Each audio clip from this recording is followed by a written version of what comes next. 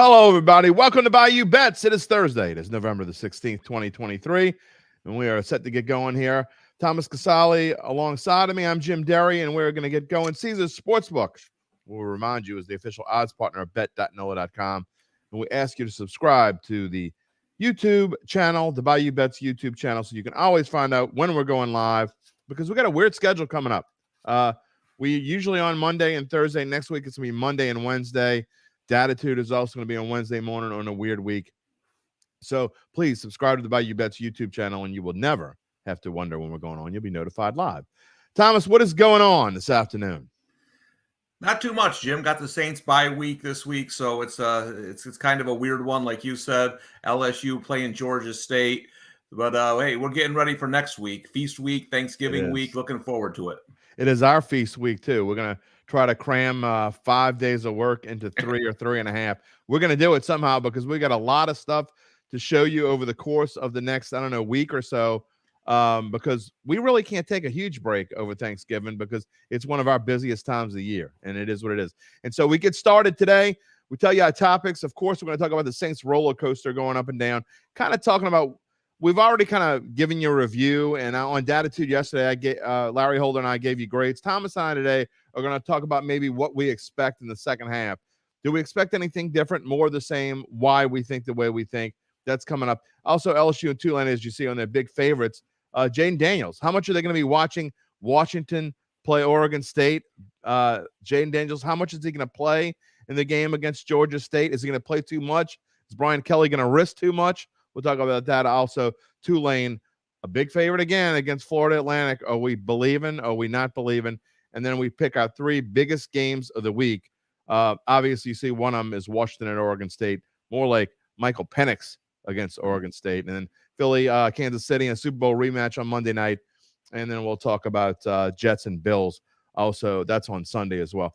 Big bucks coming up. Somebody's got to be the turkey of the week. I'm not sure who it is, but it's probably not good news. We'll get to that later on. If you want to leave your comments or questions in the stream on YouTube or Facebook, we'll be glad to have you and talk about it. Let's get to it, Thomas. And the New Orleans Saints, man, they are going forward. Again, we're going to talk about going forward now. We've talked enough about the past.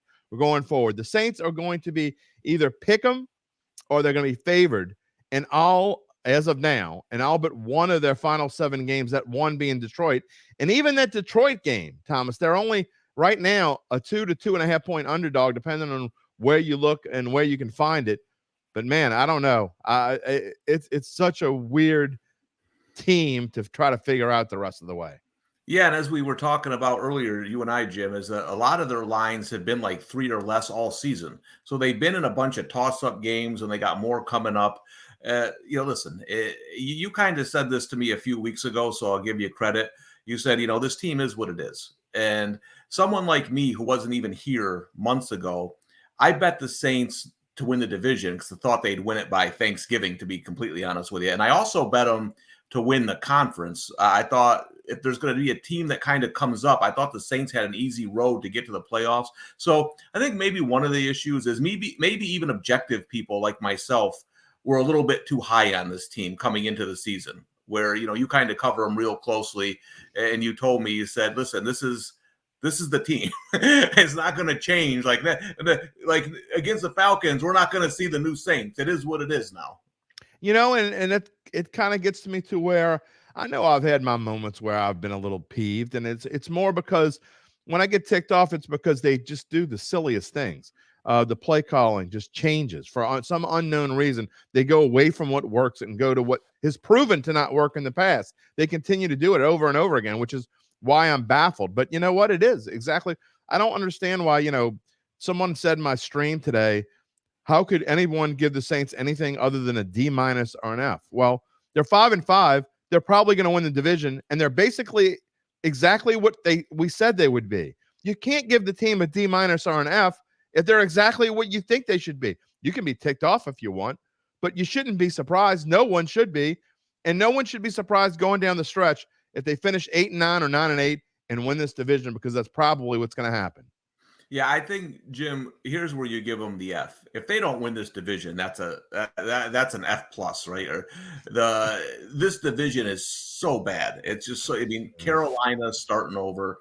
The Bucks had trotting out Baker Mayfield. The Falcons are going back and forth between quarterbacks. We shouldn't be starting in the NFL. So this is whatever happens, like whatever the record is. The Saints have to win this division. If not, then let me ask you: if they don't win the division, what's the next step for the organization? It depends on what their record is, honestly. If they go down and the Falcons somehow outperform what we expect them to perform and go like 9-8 and the team split and it's a nail biter going down to the stretch and the Saints get eked out, I don't think you're going to see a whole lot of changes. I really don't. Now, if the Saints stink it up, go 7-10, which I highly doubt, and just give it away to the Falcons, and that's something different, maybe you would see changes then. But it bothers me when I hear people say, we talked about this in pre-production, people say, I hope the Saints lose. I hope the Saints lose. Why? So they'll make changes. Why would you think that this organization would make the correct changes? We've talked about this over and over again. I don't trust them to make the right changes. So you might as well not put yourself in misery and try to root for them to lose. It doesn't do you any good emotionally. Just root for them to win, and maybe strange things will happen. Yeah, and you made a good point earlier to me, Jim, because, like, listen, we could probably replace 25 of the NFL head coaches if we wanted to, No right? doubt. Like, but who are you going to get? No doubt. Like, you know what I'm like, listen, does Mike McCarthy make me scratch my head sometimes? Sure, but who the Cowboys going to get better than Mike McCarthy? Nobody. Remember, it was a couple of years ago, Steelers fans were getting upset with Mike Tomlin. I was like, Mike Tomlin? Exactly. What's going on here? So I think, I say that to people on Twitter all the time. Like, yeah, I think you probably should replace your coach, but like, who are you getting? What about Sean McDermott, Tom? I mean, people are talking about. I know. I mean, the Bills are stinking up the joint. You're going to talk about the Bills in a minute, but people in Buffalo, they're firing Ken Dorsey like it's Ken Dorsey's fault that they stink. I mean, you found a scapegoat. What about McDermott? He might be looking for a job.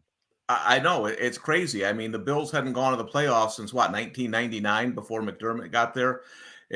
Listen, I'm a big believer in this. The coaching success is strongly tied to quarterback play, right? I think we have enough data to, what would Sean Payton have done in New Orleans if he didn't have Drew Brees, right? I'm not saying these guys aren't good coaches. I'm saying there's some good coaches who don't have good quarterbacks whose record probably isn't what it should be.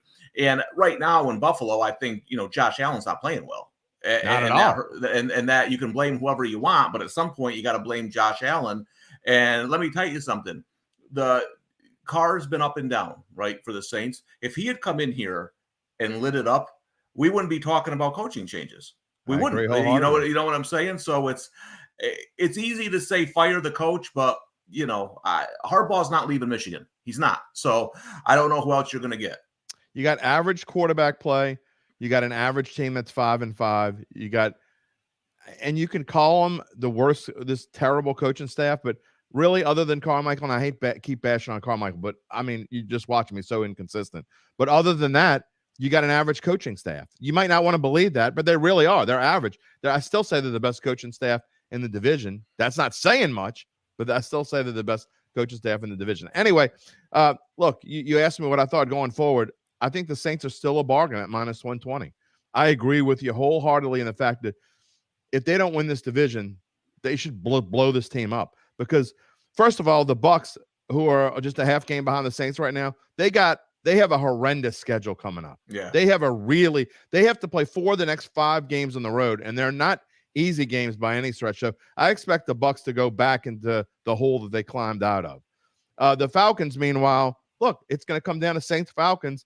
They're pick 'em on the road, which means Vegas thinks the Saints are about 2 points better than the Falcons. Is that significant? I don't know. You can decide. But the Saints are clearly the better team. Whether they finish that way, that's anyone's guess. But I think they're a value at -120 still.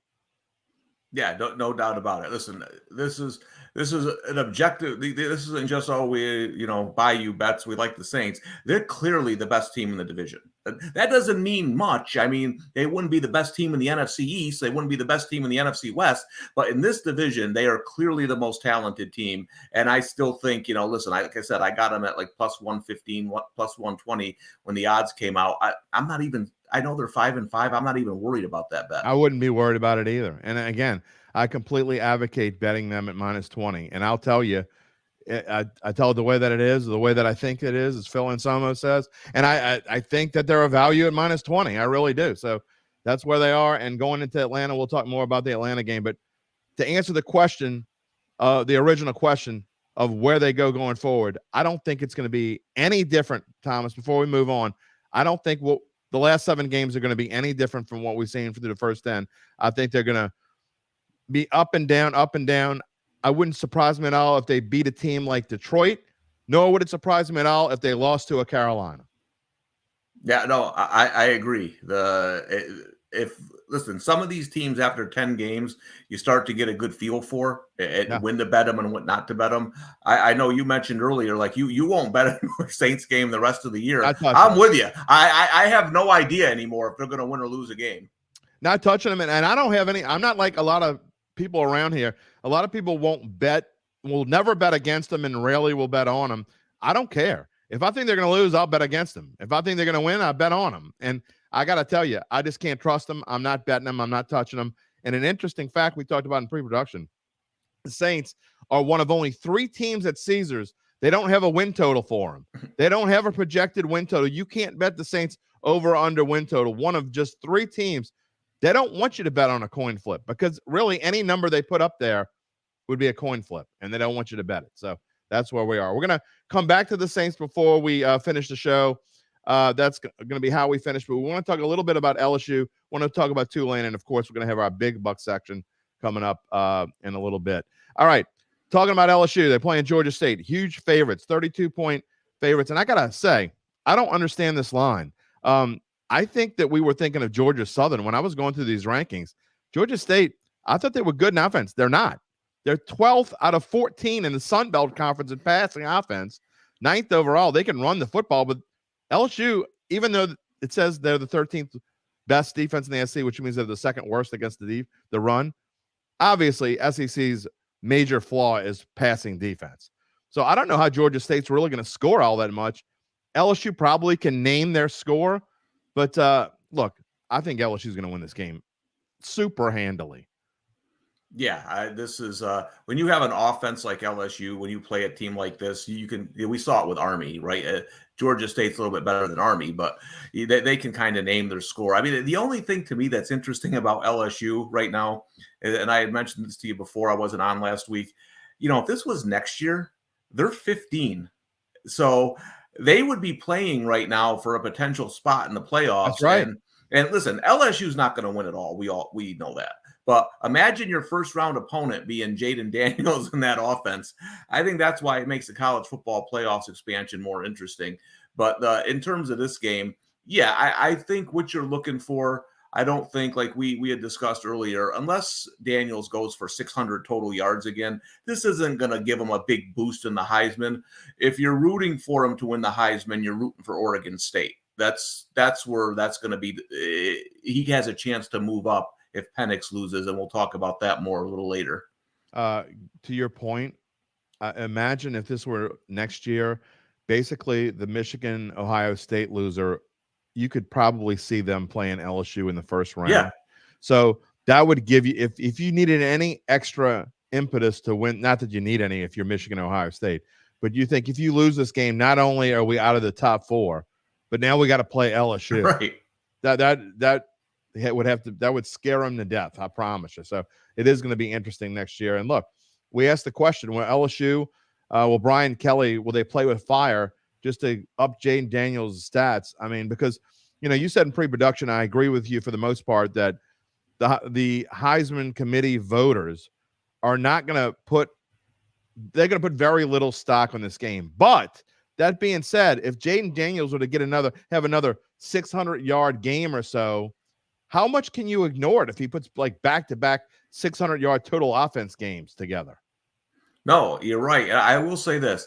I think if like college football people on social media and your fan, if they were voting, I think Daniels is the people's choice.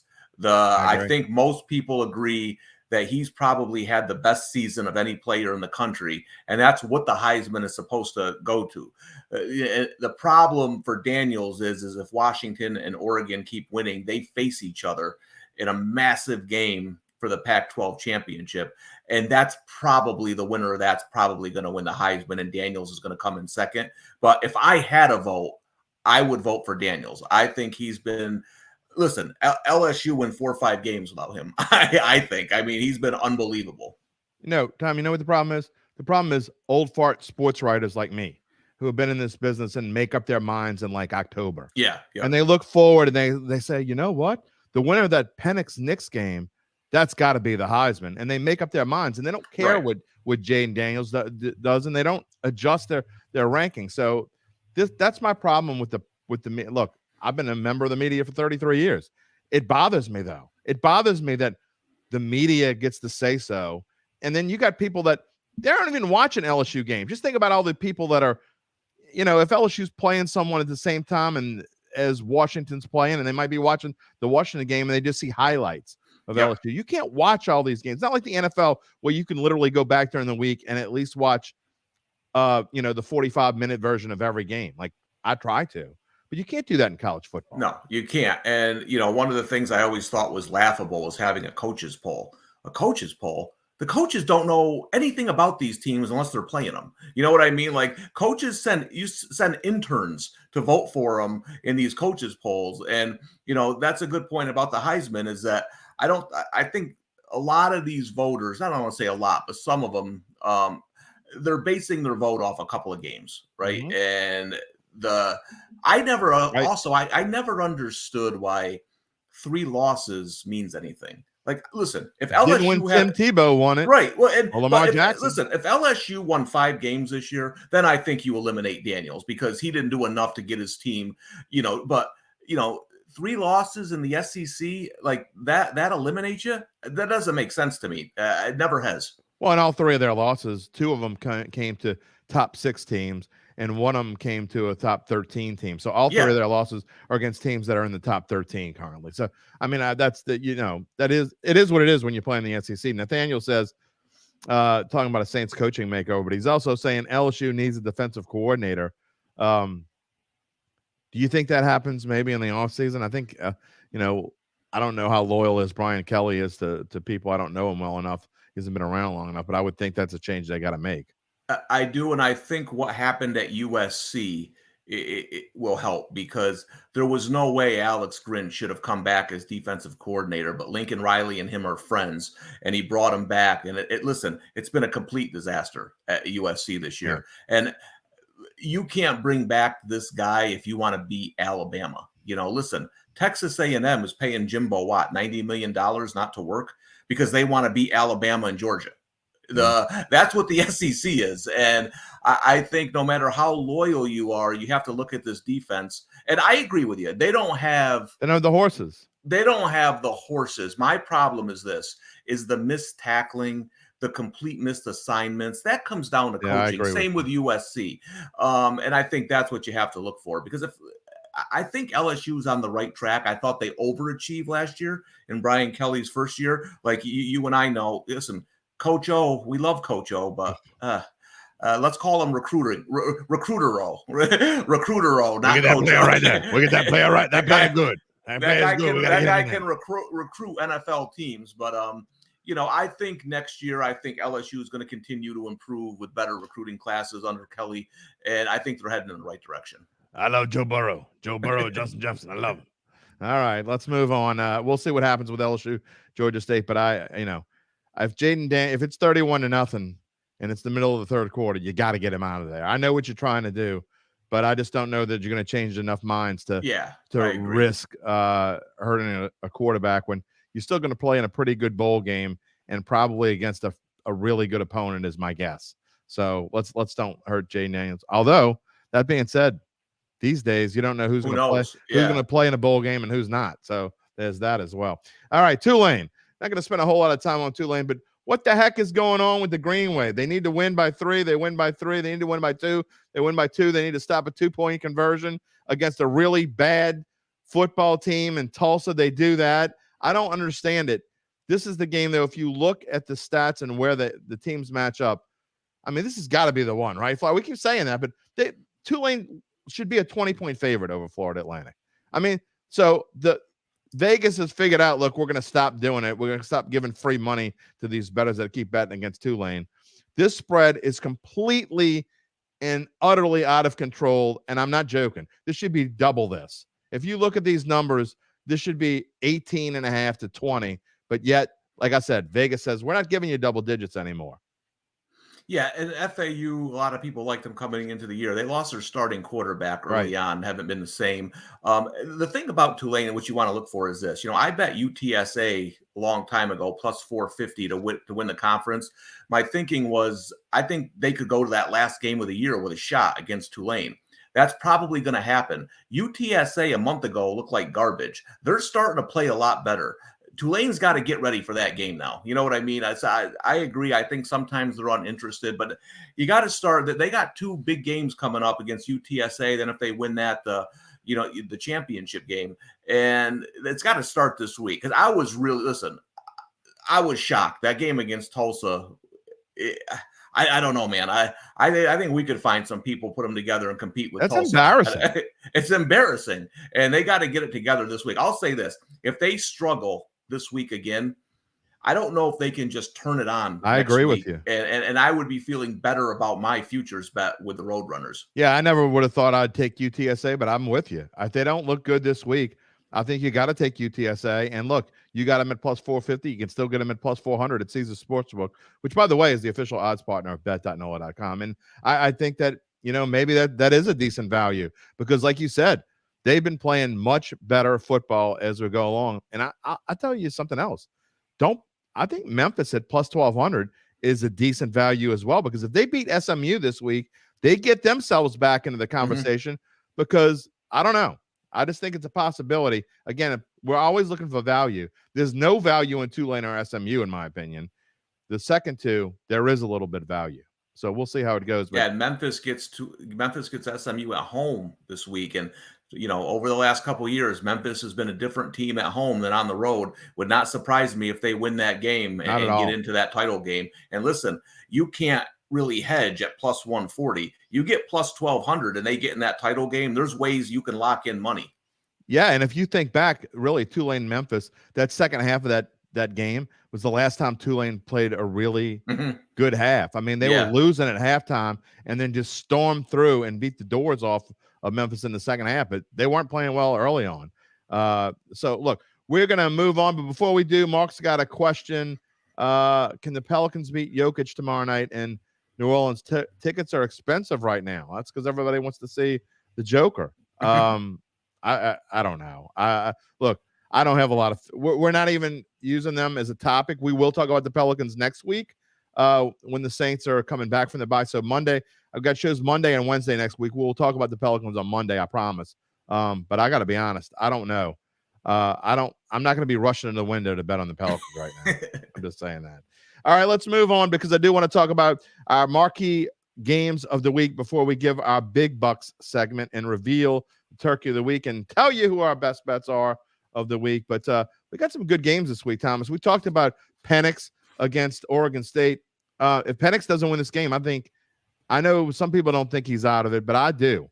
I think he's got there's way more emphasis late in the season, especially if he can't score a ton of points. Now, if he scores a ton of points and loses, maybe, but I think this is a huge game for Penix. I think he can be, quote unquote, nixed on Saturday. Oh, I agree. And listen, Oregon State's been the best home team in college football the last 2 years, 16-1 straight up, 16-1 against the spread. This is a massive pros game.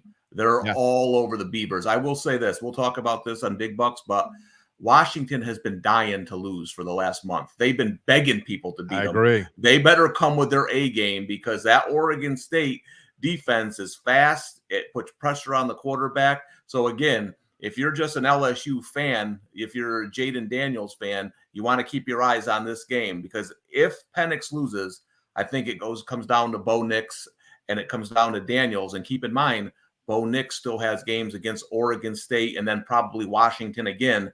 So he could lose one. Then I think that's the path Daniels needs to win the Heisman. By the way, completely off topic, but doesn't Oregon State have the nicest uniforms and one of the best logos in college football? I love it. I've always been I feel bad for the Beavers that that they got. Listen, this isn't going to matter. This isn't going to matter on Saturday. The media and fans like to come up with narratives that don't matter to players.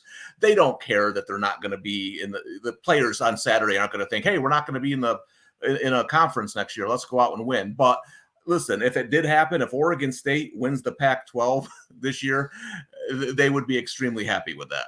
Yeah, and you know what? I tell you what, if you want to go back to what you were talking about earlier, if there were a 12-team playoff, I guarantee you none of those teams in the upper echelon that just missed that bye, they wouldn't want to play Oregon State either. No. Because that is one of the most unsung teams in college football right now. Yep. No one's talking. It's kind of like Utah a couple of years ago. Right. No one's talking about them. And they can go to the Rose Bowl. No one's talking about them, and they control their own destiny. They play Washington and Oregon, and that's always. Listen, I know people have argued about the college football playoff, saying, "Well, games in September don't mean as much." My argument's always been college football is the only sport where the end of the season doesn't mean as much. I'd rather have games mean something in November, where these teams are fighting to get in. Now, is Oregon State going to win the national championship? No, it's probably going to be Michigan or Georgia. But listen, it just creates more interest. Yeah, I agree wholeheartedly. It's not going to be. We can't let. We've already had the Houston Astros win as cheaters. Gabe's in the background. I know, but in the green room. But we've had enough cheaters win. No more cheaters. Can't be Michigan. Can't be Michigan. All right, moving on to the NFL. Jets and Bills, before we talk about the Chiefs and the Eagles in the Super Bowl rematch. I think this is an interesting game. To me, it's coming up in my big bucks picks, and I'll explain it in a minute. But to me, it's either you know what or get off the pot time for the Buffalo Bills. They got a ridiculously tough schedule coming up. They are certainly a better team than the Jets, but it would not surprise me in the least if they laid an egg here. They have got to get going. They've got to play well at home. Josh Allen has to figure some things out in a hurry. Yeah, I have a pick in this game myself. I will say this: it's a dangerous game for Buffalo. Even the Jets have beaten them 3 of the last 4. Their defense has always, the last couple of years, has played Josh Allen really well. So, I don't know for Josh Allen. I don't know if this is a get-right game. Now, for the Bills' defense, it might be because the Jets can't do anything offensively either. But this is a danger. We talked about this a couple of weeks ago, Jim, when I said, I saw the Bills sitting there at 17-1 to win the Super Bowl. And my initial reaction was, I want to bet it.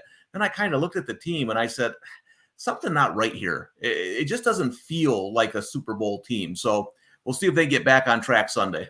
I texted Zach Ewing the other night, and we were kind of talking about the Bills a little bit, and I said this. In no way, shape, or form do I think that Josh Allen is point shaving. But no. But if you wanted to put together a highlight reel to prove that he was, you certainly could come up with one. I'm just going to say that. But and by no means, I just want to make it clear, do I think that he is. But he has not been playing like the Josh Allen of old. And if the Bills have any chance to even make the playoffs at this point, he's got to get it together. Because if they lose this game, I can tell you right now, they're not going to the playoffs. Their schedule's too tough going down the stretch. They're basically donezo. I believe they have the hardest schedule in the NFL the rest of the way. They do. So and New England. Yeah, New England has so far, but it's going to be Buffalo the rest of the way. Speaking of hard games, Super Bowl rematch, and these two teams. I mean, you can make an argument, Tom, that these two teams are right now the best two teams in the NFL, and the Eagles and the Chiefs. Yeah, and I think it's going to be the same as the Super. So, listen, my son's a huge Eagles fan, so I bet the Eagles in the Super Bowl. But I thought it was going to be the way it was. It was going to go down the fourth quarter, 1 or 2 plays, is the difference. And I will say this. Listen, I know that was a tough call at the end for Eagles fans, but as I told my son, that's not why they lost the game. They lost the game because their defensive line could not do anything. The story of that Super Bowl to me was the Chiefs' offensive line and how well they play. Now, when you play with Patrick Mahomes, you're not going to get a lot of love. It's always going to be Mahomes. And now we bring Taylor Swift into the mix, and nobody care about Creed Humphrey in the offensive line. But The Eagles, who don't blitz much, need to find a way to get more pressure than they did in the Super Bowl, because they didn't touch Mahomes.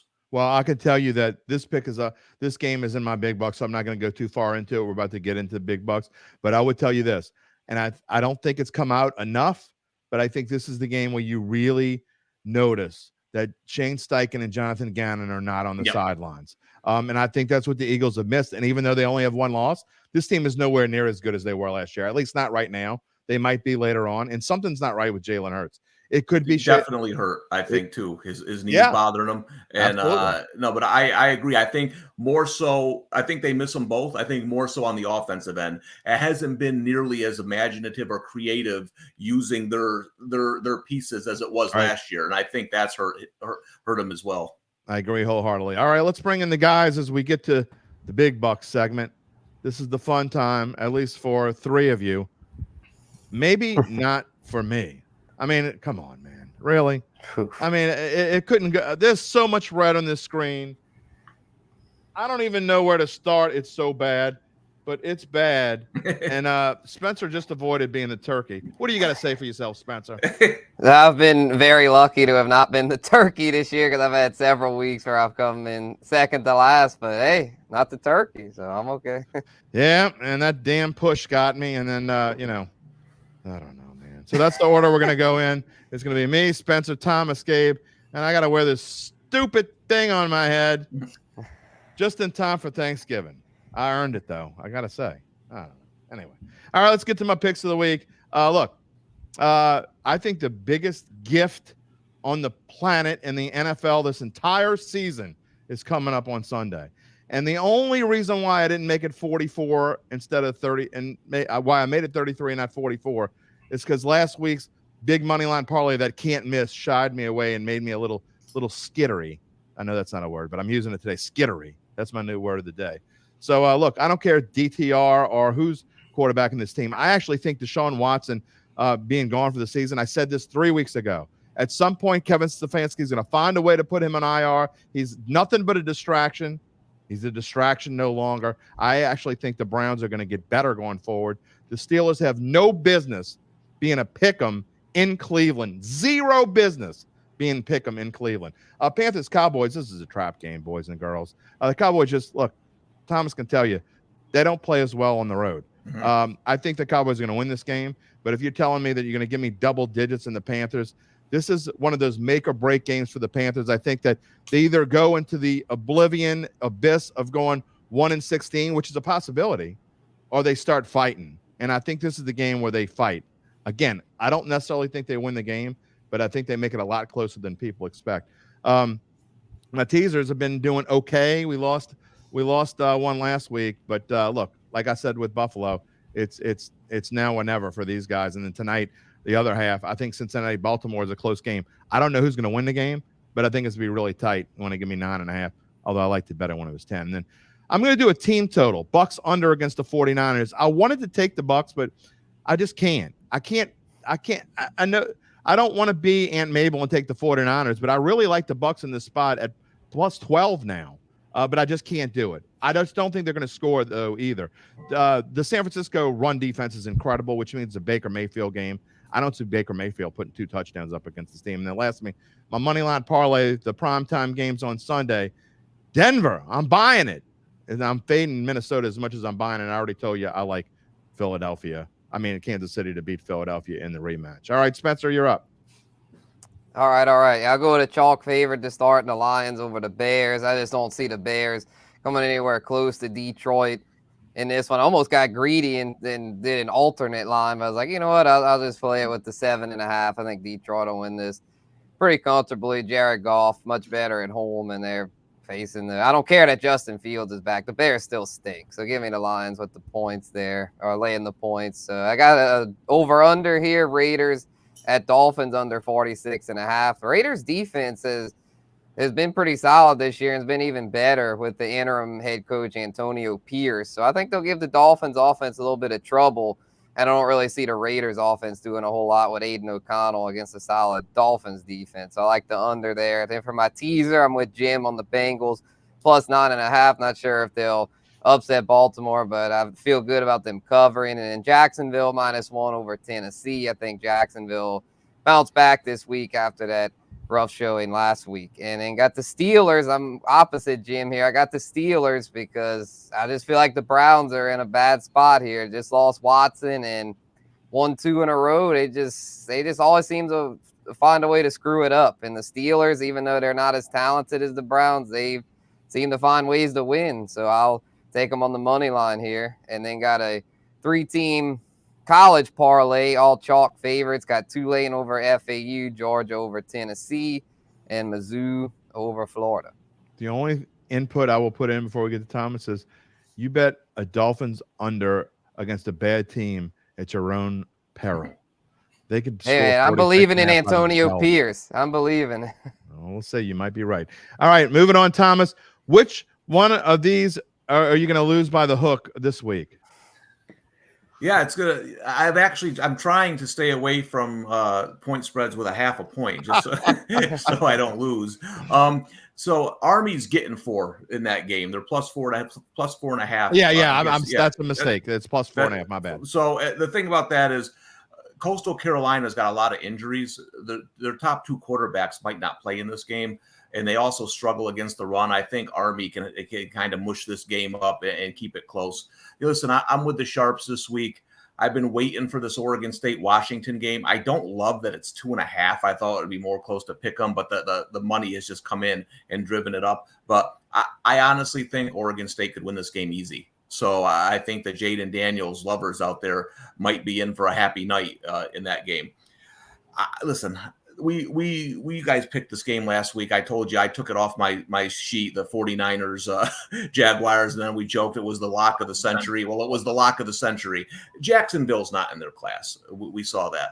But I think they get bounced back this week. I think Tennessee's on fade alert. I think they're in trouble. I don't think they're going to get a rookie quarterback. I just think Jacksonville, nice bounce back spot.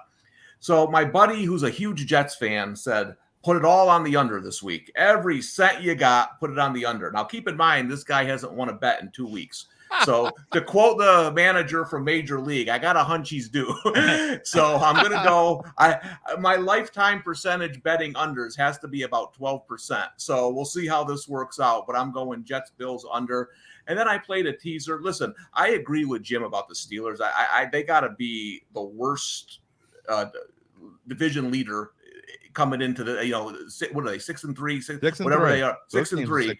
I mean, listen, I'm dying to fade the Steelers, but I think that game's going to be a close game either way. So I took the +7, put the 49ers down to 5.5.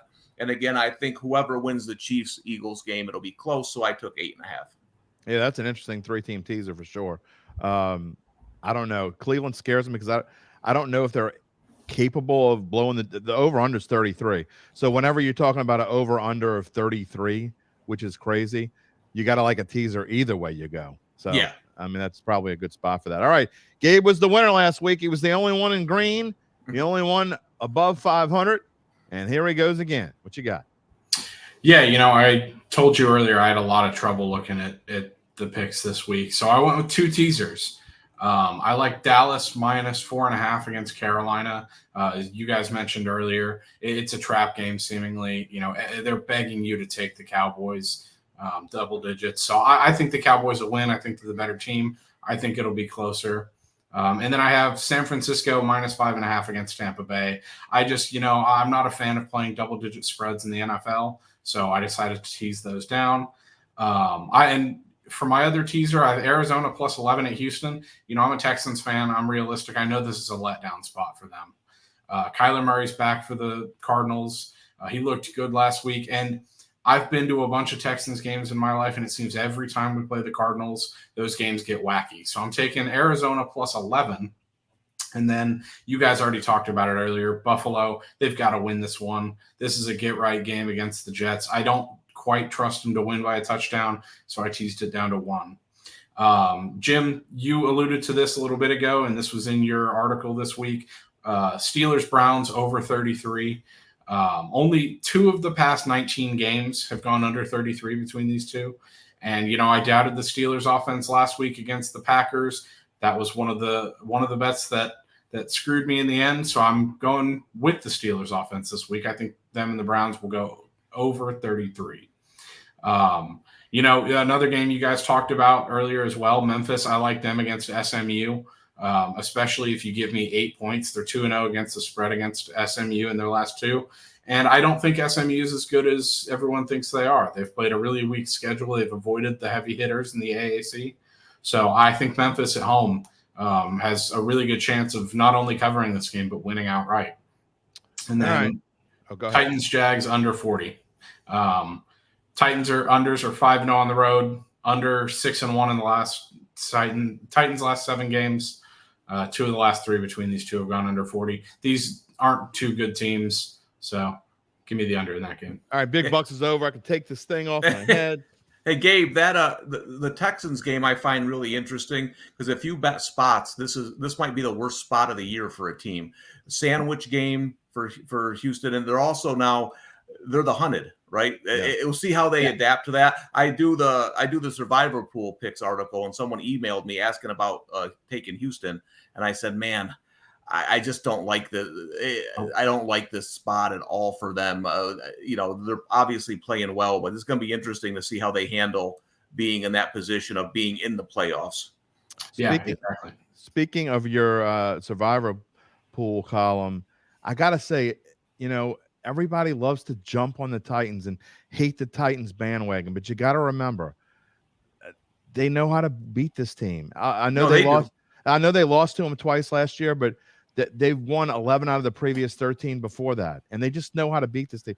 It scares me. It's why I stayed away from it. That's why I play this role. Yeah, I don't want to jump on the Titans bandwagon. Don't get me wrong. I'm not on the Titans here. I'm not running to the window to bet the Titans, but that game scares me, and I know Spencer loves him, but I don't trust Trevor Lawrence at all. He's going back to the quarterback we kind of all thought he was, which is average at best. I just don't love it. I don't know.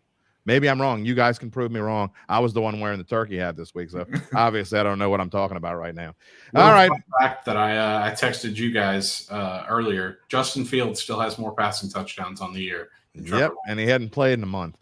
Before we go off the air, instead of final thoughts, Spencer, I want to ask you about the Formula One race this weekend. It's a big deal. And I was listening to my Sharps. There's a certain podcast I listen to every week, and the Sharps are basically saying, "Get the hell out of my town, you tourist." I mean, which is funny because Las Vegas is a town full of tourists. Just kind of like that's like saying that New Orleans during Mardi Gras or Jazz Fest. But what do you think about the big race this weekend?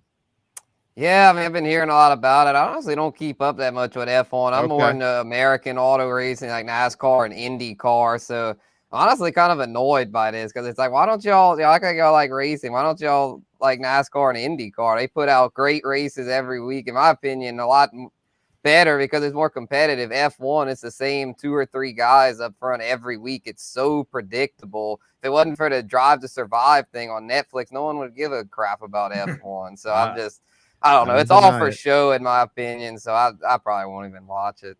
I'll tell you, there's value in the Vegas Grand Prix. I know nothing about F1, but I talked to a lot of people this week, having written the F1 Las Vegas Grand Prix article. Sergio Perez plus 2,200 at Caesars. Good street racer. I'd rather bet on Sergio Mendes, but that's a whole nother story. Y'all don't even know who Sergio Mendes, except maybe Tom does. All right, let's go off before we go off the air very quickly. Each of you give me a 5-second prediction on Bengals Ravens tonight. Ravens are -3.5. Thomas, what you got? I'll take the under. I'll go 2017 Ravens in a close one. Gabe. I completely agree with Thomas. I like the under. I think 2 defenses destined to bounce back. Spencer. Yeah, I'm not going to vary too much here. I think Ravens 20, Bengals 16. Okay, y'all are all under, so I was going to take the under. I can't do it. I just can't. I can't do it now. But I will tell you what our mail. And by the way, if you have not subscribed to our newsletter, you should. And I'm not just saying this because I'm biased, but I think we have the best newsletter that, other than the 11,400 and whatever people that subscribe to it, that get it. It's one of the best kept secrets around. It is phenomenal. It comes in your inbox every morning except Wednesday morning. And we have our best bet. We moved it to the newsletter. So go to bet.nola.com, subscribe to the newsletter. Our pick in the newsletter was the Bengals. It's a teaser. Bengals plus 9.5 because this spread's so tough. Yeah. Give me the teaser. Give me the Bengals plus 9.5 and the under 52.5. So that's what I like for tonight. That's what I'm going to give you here. And then lastly, before we go off the air, the Saints are 5-5. Each of you, same thing, 5 to 10 seconds. Give me a final record for the New Orleans Saints, and will they or won't they win the NFC South? Thomas Casale. Yeah, I always get confused. How many games we got? 17 now? 17. Old guys like me, we don't Exactly. like change. I'm used to 16 too. I'll go 9-8. They win the division by 2 games. Gabe. 8-9, they win the division. Spencer. 8-9, they don't win the division. Yeah, you keep jumping on the Falcons bandwagon. I'm I'm going to be a little contrarian here. I actually think the Saints are going to find a way to go on a mini roll at some point. I think they're going to finish 10-7. I said 10-7 before. I'm going to stick to 10-7. I think not only do I think they win the division, I think they win it kind of going away because I think the Falcons, even though they have an easy schedule too, are going to fade into oblivion. Their quarterback situation. You want to talk about the Saints? You think the Saints is bad? This is way worse. So that's what I think. I'm going to go a little contrarian. All right. We thank you for joining us again. A programming note next week. We have a little bit different schedule. We'll be on Spencer and I will be on Monday at 4. Gabe, are you part of that? Are you off? I don't remember. No, I'll be on. Okay. Well, we might have you on there as well. And then Thomas and I are going to do our regular Thursday show. We're going to do it on Wednesday next week because Thursday is Thanksgiving. Same time, 4:00. We'll do all the things we've been doing on Thursdays. We'll do the big bucks. And, you really don't want to be the turkey of the week on the day before Thanksgiving. No. So that's just a little – I'm just saying. You really don't want to be the turkey of the week next week. I might find some kind of clip to put in there. I don't know. Maybe we'll go back and look at each week's turkey of the week. I don't know. We'll have fun with it. We're going to do that next Wednesday. And then Datitude next week. There is only one show. That is on Wednesday. That is going to take a little break with the Saints being on a bye. We thank you so much for being a part of our little venture here. And remember, Caesars Sportsbook is the official odds partner of bet.nola.com. And we ask you to subscribe to the Bayou Bets YouTube channel so you'll always know when we're going on live. For Thomas Casale, for Gabe Henderson, for Spencer the Guru, and I'm Jim Derry. Everyone have a great weekend. Don't eat too much. Remember, Thursday's coming up. It's going to be crazy. Just don't get fat like me. We'll talk to you next week, everybody.